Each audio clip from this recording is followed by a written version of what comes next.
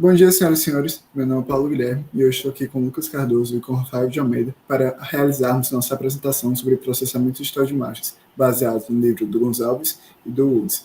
Vamos então começar nossa apresentação. Aqui, os senhores podem ver o sumário da mesma. Também podem observar que partiremos desde conceitos mais básicos, como, por exemplo, o que é uma imagem, até conceitos mais avançados, como interpolação de imagens. Sendo assim, vamos então efetivamente começar nossa apresentação. Afinal de contas, o que é o processamento digital de imagens? Pois bem, para respondermos essa pergunta, temos antes que conversar sobre assuntos mais fundamentais, ou seja, afinal de contas, o que é uma imagem? Pensando no sistema formado por um eixo cartesiano, podemos definir uma imagem como uma função de duas variáveis, i igual a um f de x e y, onde x e y são as coordenadas desse sistema cartesiano e i é um valor cuja amplitude será chamada de intensidade. Vale ainda destacarmos que nos casos onde x, y e i forem discretos, nós vamos criar uma nova definição, ou seja, chamaremos de imagem digital, o caso em que x, y e i forem discretos e finitos, e cada quadrado que forma a imagem digital será chamado de pixel. Pois bem, continuando, para completarmos o nosso entendimento do que é o processamento digital de imagens, também mostra-se necessário entendermos o que o mesmo estuda. Sendo assim, temos que conversar um pouco sobre a região de estudo do mesmo. Pois bem, caso eu pergunte para os senhores qual a importância da visão no nosso cotidiano, certamente teremos várias respostas, mas todas no sentido de que ela é extremamente importante no dia a dia, posto que, por exemplo, ela nos ajuda a nos orientar no trânsito ou ela nos ajuda a ler livros. Mas a verdade é que o que o ser humano entende por região visível do espectro eletromagnético é, na verdade, uma parte muito pequena. Isso porque nós só conseguimos ver alguns tipos de ondas eletromagnéticas, ou seja, o que entendemos por luz, na verdade, é uma zona muito pequena de todo o largo espectro eletromagnético existente. E por isso, quando falamos de processamento digital de imagens, vamos buscar estudar esse espectro como um todo, e não apenas a região visível. Mas, para complementar a nossa análise do que é a região de estudo do processamento digital de imagens, ainda precisamos falar sobre o tratamento de dados. E o que eu quero dizer por isso? Muitos autores defendem que o processamento digital de imagens deve ser entendido como uma área de estudo onde tanto a entrada dos dados quanto a saída dos dados são imagens. Mas a verdade é que essa é uma definição extremamente excludente. Caso essa definição seja levada a sério e a entrada dos dados seja uma imagem, e o nosso objetivo seja, por exemplo, calcular a intensidade média da mesma, seguindo essa definição, esse processo já seria considerado fora da zona de estudo do processamento digital de imagens. E, obviamente, isso parece ser uma definição muito extremista. Então, pensando em tudo que foi colocado até agora, nós vamos definir o processamento digital de imagens como sendo os processos cujas entradas e saídas são imagens e, além disso, envolve processos de extração de atributos de imagem, até, inclusive, o reconhecimento de objetos individuais. Muita informação de uma vez, não é mesmo? Pois bem, vamos com calma. Primeiro, como puderam ver, não existe uma limitação na área do espectro eletromagnético que será estudado, pois ele vai ser estudado como um todo. E segundo, sim, os processos onde a entrada dos dados e a saída dos dados são imagens, são sim considerados parte do processamento digital de imagens, mas com essa nova definição, os processos onde a entrada dos dados são imagens e a saída são resultados numéricos relacionados com as imagens, são também considerados parte do processamento digital de imagens, e por isso é uma definição interessante. E agora que entendemos os conceitos básicos do processamento digital de imagens, vamos conversar agora um pouco sobre exemplos de áreas que utilizam o processamento digital de imagens. Pois bem, aqui vamos seguir o espectro eletromagnético, ou seja, vamos começar em uma área dele e ir falando por aplicações de cada banda até a outra. Pois bem, então vamos começar. Falando agora sobre a radiação gama. A radiação gama pode ser utilizada, por exemplo, quando o médico quer fazer o escaneamento ósseo de um paciente. Nesses casos, ele pode pedir para o mesmo ingerir pequenas doses de um material radioativo, que obviamente não vai ser o bastante para machucar o paciente, mas vai liberar diversas partículas interessantes, com prótons, e com partículas alfa. E, no que diz respeito ao nosso estudo, também vai liberar radiação gama. E por que isso é interessante? Porque a radiação gama vai atravessar os tecidos do paciente, como os tecidos da pele, mas não vai conseguir atravessar os ossos. E sendo assim, se a gente tiver um material sensível à radiação perto do paciente, nós vamos conseguir fazer o escaneamento ósseo do mesmo. Como outro exemplo, ainda temos os raios-x. Aqui eu acredito que seja bastante conhecido por todos, então não quero entrar nos detalhes, mas nós temos uma ideia parecida com o que foi acabado de ser analisado na radiação gama. Nós temos uma fonte de radiação que vai produzir, no caso, os raios-x, e vai atravessar a parte do corpo do paciente. Essa radiação vai conseguir atravessar os tecidos da pele, mas não vai conseguir atravessar os tecidos ósseos. E assim nós vamos conseguir desenvolver uma imagem, conseguir uma imagem dos ossos do paciente naquela região. Como os senhores puderam observar também, no caso dos raios gama e no caso dos raios-x, o uso de um tipo de radiação foi interessante porque ela atravessava uma parte do corpo do paciente, mas não outra. Será que existe outro tipo de aplicação para uma diferente radiação? Ou seja, o que eu quero dizer, será que existe algum outro motivo que me faça ter interesse em analisar uma certa banda do espectro eletromagnético? Pois bem, pensando em responder isso, vamos agora falar sobre a radiação ultravioleta. Acredito que os senhores também conheçam ela bastante por causa da luz negra.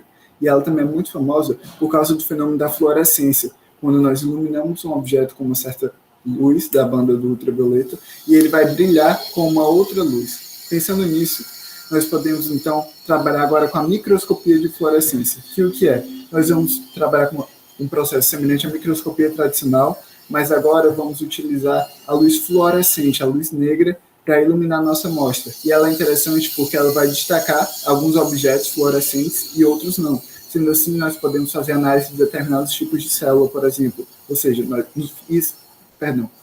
esse método facilita a identificação de certos tipos de célula. Mas é claro que existe uma grande banda do espectro eletromagnético que não está sendo comentada na apresentação. E para continuar a mesma e falar sobre ela, eu vou chamar o meu amigo Lucas Cardoso. É isso, minha parte termina aqui. Muito obrigado. Então, continuando falando sobre as frequências do espectro eletromagnético, a gente vai para as frequências da banda visível de infravermelho. Como o Paulo disse, a banda visível é uma pequena fração do espectro eletromagnético, mas é a mais importante. É a mais importante porque é a que baseou toda a nossa percepção desse espectro eletromagnético. E como que ela molda a experiência sensorial humana, não teria como ser diferente do que, se não, ter a maior amplitude de utilidades dentro do processamento de imagens digitais. Nesse primeiro slide aqui, a gente consegue ver que tem uma imagem de um processador que é feita a partir de microscopia óptica. Essas imagens criadas com microscopia óptica são úteis para você fazer medições de objetos e também para você fazer análise de estudos de onde poderia ser possível melhorar esses produtos. À direita, a gente também tem uma imagem criada com um satélite da NASA em infravermelho, que é muito útil para você conseguir estudar a ocupação humana no planeta Terra. Mas, além disso, as imagens criadas na banda visível também são úteis para você usar no controle de qualidade automático, por exemplo, em que você vai ter um computador que vai processar essas imagens de uma forma automática. Ele vai poder verificar por problemas na manufatura do problema, como esse controlador de placa de circuito de CD-ROM aqui, que tem um grande defeito, que tem uma peça faltando nele. Esse quadrado preto aqui, dá para ver que é uma peça faltando nele. Você também tem outra utilidade para imagens no espectro visível, que é a leitura automática de imagens. Você tem essa imagem aqui, que é um software de leitura automática de placas de carro, que ele vai ser usado no monitoramento de tráfego de vigilância. Você tem aqui onde o computador reconheceu que é uma placa de carro, e você tem aqui o que ela leu dessa placa de carro. Então, esse tipo de imagem é muito útil para fazer vigilância e monitoramento de cidades. Mas saindo um pouco do espectro visível, a gente também tem a banda de microondas. A banda de microondas, a forma de microondas mais conhecida é o radar. O radar funciona como um flash. Ele vai emitir as ondas na faixa adequada e elas vão percorrer o caminho, batendo em um objeto e retornando até a fonte. Pela diferença de tempo desse retorno, o computador vai conseguir criar uma imagem a partir disso. Ela vai ter uma grande vantagem em relação à luz visível, porque obstáculos menores, mais transponíveis, não vão ser um problema para ela. Você consegue criar uma imagem de objetos como esse complexo montanhoso no Tibete, a partir de um satélite, sem se preocupar com realmente se vai ter nuvem, se o clima vai estar agradável ou não para você tirar essa foto. A gente também tem as imagens na banda de rádio, que, assim como as raios gama, elas vão ser utilizadas principalmente na medicina e na astronomia. Aqui, nesse primeiro slide, a gente tem um exemplo de uma imagem criada por MRI, que você vai ter um joelho humano e uma espinha. O MRI funciona colocando o paciente em um poderosímetro, as ondas do rádio vão atravessar o corpo em ondas curtas, e o computador vai registrar essa imagem feita pela captura das imagens no ímã. E você também tem a utilização para astronomia. Por que é interessante você ter você ter esse processo das ondas de rádio na astronomia também? Porque apesar da gente só ver os objetos na luz visível, os fenômenos astronômicos não se manifestam apenas nesse espectro, eles não se limitam pela experiência humana. Então, para você conseguir estudar os fenômenos à plenitude, é muito interessante você conseguir usar as ondas de rádio também. E aqui a gente tem uma observação da pulsar do caranguejo em várias faixas do espectro eletromagnético. Mas, além apenas das faixas feitas a partir do espectro eletromagnético, você tem outras formas de criar imagens. Você consegue criar imagens através do som, você consegue gerar imagens acústicas, e que vão ter aplicações na exploração mineral e na exploração de petróleo. Nessa imagem, você consegue, justamente para você ter uma exploração de petróleo, você consegue ver que essas grandes ondas aqui vão ser acúmulos de hidrocarbonetos, como essa seta está apontando para cá, por exemplo. E daí você consegue encontrar regiões mais propensas a ser exploradas. Com o som também tem ultrassom, que você vai ter as aplicações da medicina, que todo mundo já conhece também. Você também tem a microscopia eletrônica, que vai funcionar como microscopia óptica, mas ela vai usar um feixe de elétrons no lugar de um feixe de fótons para observar as imagens. E como sua principal vantagem, você tem a amplitude, você consegue ampliar muito mais as imagens. Essa daqui, por exemplo, está ampliada em 2.500 vezes, que você consegue ver muito bem onde está o problema nesse circuito danificado. E, além disso, você também tem os fractais, que vão ser padrões matemáticos produzidos com interações. Elas são imagens que não são criadas a partir de um sensor, apenas com um computador. E daí agora, para falar sobre as consequências desses usos, eu vou chamar o Rafa para continuar a apresentação. Bom dia, eu sou o Rafael de Almeida e eu vou falar sobre amostragem e quantização de imagens. Então, basicamente, o processo de amostragem e quantização de imagens serve para a gente converter uma imagem contínua em uma imagem digital, através do processo de amostragem e quantização. Então, basicamente, a gente vai ter, por exemplo, uma imagem contínua e a gente vai traçar um segmento de reta B ao longo dessa imagem. E a gente vai passar um sensor aqui ao longo do segmento de reta B e a gente vai ter um gráfico das cores de cada ponto aqui desse segmento de reta, ou seja, que a gente costuma chamar também de amplitude. O processo de amostragem e quantização basicamente serve para a gente coletar pontos igualmente espaçados, tanto do eixo X quanto do eixo Y do nosso gráfico. E assim a gente vai ter os pontos igualmente espaçados, que é a amostragem no eixo X, e a gente vai ter o eixo Y com intensidades de cores diferentes, que diz basicamente a respeito das intensidades de cores ao longo da imagem. Então, a gente tendo essa imagem contínua e a gente transformando esse ponto aqui em uma imagem digital, a gente vai ter uma linha já feita. E se a gente fizer isso para todas as linhas, a gente finalmente vai ter a imagem digital completamente convertida.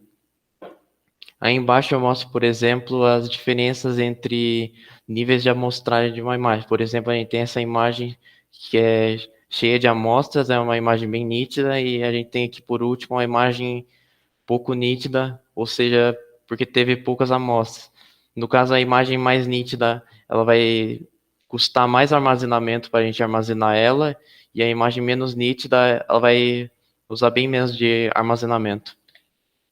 Agora eu vou falar a respeito da representação dessas imagens digitais. Então, basicamente, a gente pode associar uma imagem a uma função f de x, y, vai ser igual à intensidade, ou seja, a cor naquele ponto. Então, a gente pode ter primeiro uma matriz de intensidade visual, que é basicamente o que a gente vê no computador já, a imagem completamente visível para nós. Aí pode ter uma função de superfície, no caso aqui a gente vai ter o eixo x e y, e aqui a gente vai ter a profundidade. Essa abordagem é pouco usual para a área do processamento de imagens. E a gente pode ter uma matriz numérica, que não é muito visível, mas ao mesmo tempo serve para a gente implementar os algoritmos de processamento de imagens. Então, basicamente, aqui a gente vai usar mais a matriz numérica para o processamento digital de imagens. Aqui a gente representa essa função de uma outra maneira. E aqui em forma de matriz visual, que no caso, cada mínimo elemento aqui, ao longo dessa imagem, vai ser o que a gente chama de pixel, o menor elemento de uma imagem. Agora eu vou falar um pouco a respeito da resolução espacial e a resolução de intensidade. A resolução espacial, no caso, vai falar sobre o menor detalhe discernível da imagem, e a gente vai quantizar ela em dpi, que é dots per inch, uma unidade inglesa. Então, por exemplo, aqui a gente tem 1 polegada em cada uma dessas imagens, mas a gente tem dpis diferentes. A gente pode associar também a uma câmera de 10 megapixels e uma câmera de 5 megapixels. A de 10 megapixels vai tirar uma imagem igual, do mesmo tamanho, mas as duas imagens elas vão ter qualidades diferentes ao mesmo tempo. Então, basicamente, aqui eu vou mostrar algumas diferenças entre uma mesma imagem. Aqui a gente tem um relógio de 930 dpi, aqui 300 dpi. Eu vou diminuir mais um pouco, chegou a 150 dpi. Nos outros não dá para notar muita diferença, mas aqui já dá para ver que ficou um pouco serrilhado aqui nas bordas e no ponteiro. E até que 72 dpi a imagem ficou completamente degradada. E agora eu vou falar da resolução de intensidade. Basicamente, é quantas cores a gente pode ter na imagem. E a gente vai representar isso para o computador entender melhor em potência de 2. No caso, vai ser 2, 4, 8, 16, 32, assim por diante. Aqui, por exemplo, a gente tem uma resolução de intensidade de 4 cores. E aqui embaixo uma de 16 cores. Agora eu vou fazer o mesmo esquema, que é falar algumas diferenças entre esses níveis. Então, por exemplo, aqui a gente tem uma tomografia de um crânio a 256 cores. Aqui é uma a 128 cores. Eu vou acelerar um pouco porque as duas são quase iguais. Aqui a gente já começa a ver algumas diferenças aqui no crânio, a 16 cores. A 8 cores já é uma diferença bem mais nítida. A 4 cores já é só tem tons de cinza praticamente. E a 2 cores, a imagem ficou praticamente preto e branco. Agora eu vou falar um pouco sobre a interpolação de imagem, que serve basicamente para a gente poder ampliar uma imagem ou diminuir uma imagem, perder menos detalhes nessa imagem. Basicamente, a interpolação é a gente criar pixels a partir de pixels já existentes, ou seja, a gente, por exemplo, vai ter essa imagem aqui 2x2, com essas intensidades de cores aqui, e a gente vai multiplicar tudo aqui por 2. A gente vai multiplicar o eixo X por 2 e o eixo Y por 2. E a gente vai ter essa imagem aqui. Essa basicamente é a interpolação mais simples, que é a interpolação por vizinho mais próximo. No qual a gente vai pegar essa imagem, a gente vai multiplicar cada pixel basicamente... Por exemplo, aqui a gente vai multiplicar cada pixel por 2. Agora os pixels, eles ocupam 4 vezes o mesmo espaço, já que é 2 vezes 2. E a gente vai preencher os vizinhos. Então, basicamente, vai ficar desse jeito aqui. A imagem não vai mudar quase nada em compensação desse ser o método mais simples e que usa menos processamento. A gente pode ter também a interpolação bilinear, que no caso a gente vai pegar os 4 vizinhos mais próximos e vai fazer a interpolação, vai fazer vários cálculos matemáticos para conseguir uma nova imagem, se a gente quiser ampliar ou reduzir. E a interpolação bicúbia, que no caso a gente vai usar os 16 vizinhos mais próximos e vai fazer bem mais cálculos matemáticos para obter essa nova imagem aqui. Então, basicamente, aqui eu peguei, por exemplo, uma imagem de 1000 por 600 e eu converti ela usando um programa de processamento de imagens, que é o GIMP, que é um software livre de processamento de imagens. Eu multipliquei por 0,1, ou seja, diminuir 10 vezes a imagem, e agora eu vou multiplicar por 10 usando os métodos de interpolação que eu mostrei. A interpolação por vizinho mais próximo basicamente ficou desse jeito, bem pixelizada. Eu só diminuí 10 vezes, aumentei 10 vezes basicamente, então vai ficar bem feia a imagem mesmo, bem pixelizada. E aqui a interpolação bilinear, no qual a imagem já ficou com um toque um pouco melhor. E aqui a interpolação bicúbica ficou melhor ainda. Mesmo a gente aumentando a imagem, a gente pode utilizar um pouco de processamento do computador para a gente obter uma imagem bem melhor. Bom, então essa foi a minha apresentação sobre mostrar a quantização de imagens. Esse foi o nosso seminário sobre o processamento digital de imagens. Muito obrigado.